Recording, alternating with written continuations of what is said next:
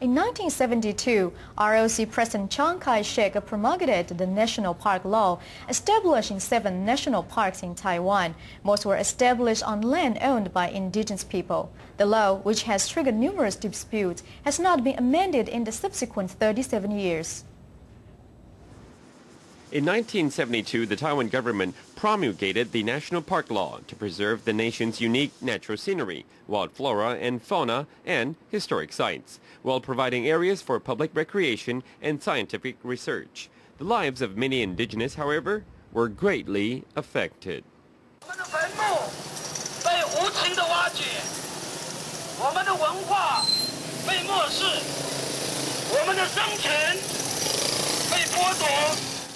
In 1987, when the Dongpu Hot Spring area in Yushan National Park was being developed, Bunong ancestral graves were dug up by the county government and township office. This shocked the nation.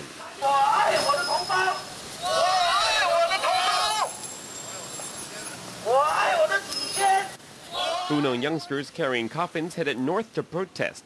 They were furious that the government deprived their people of their rights without even consulting them.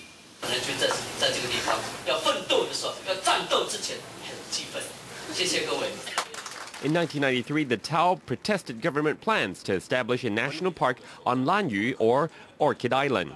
They were worried that once the park was established, restrictions would be placed on their way of life. They pleaded their case at public hearings. In order to protect the natural environment, the central government set up national parks on both Kinmen and Dongsha.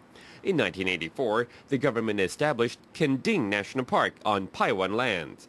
In 1985, Yushan National Park was born, but on Bunan and Zhou territory.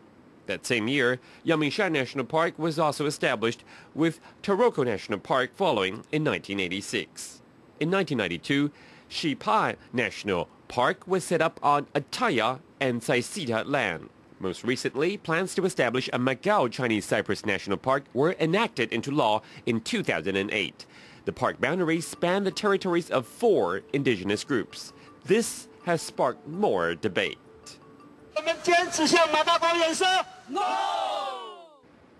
Yushan National Park occupies 930 hectares of Kaohsiung's Mashawalu community land.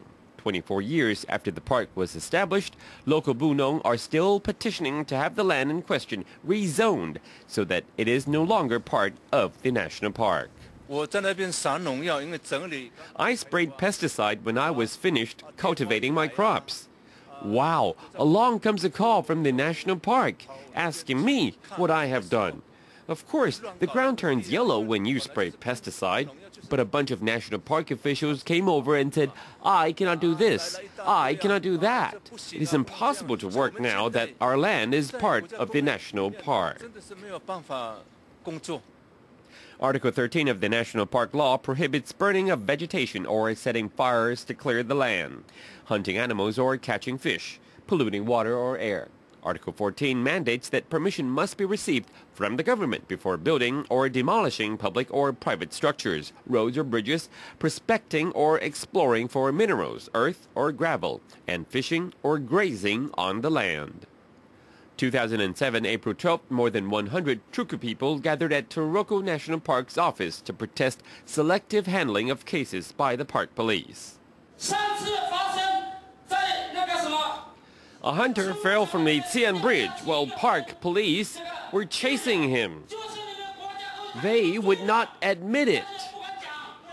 But yeah, the hunter caught a ghost, and the police department kept this and had a big feast. The hunter died from the fall. Who will take responsibility? According to National Park Law, Article 13.8, hunting is prohibited. As he was indigenous, we thought that we could just talk to him and convince him to go home.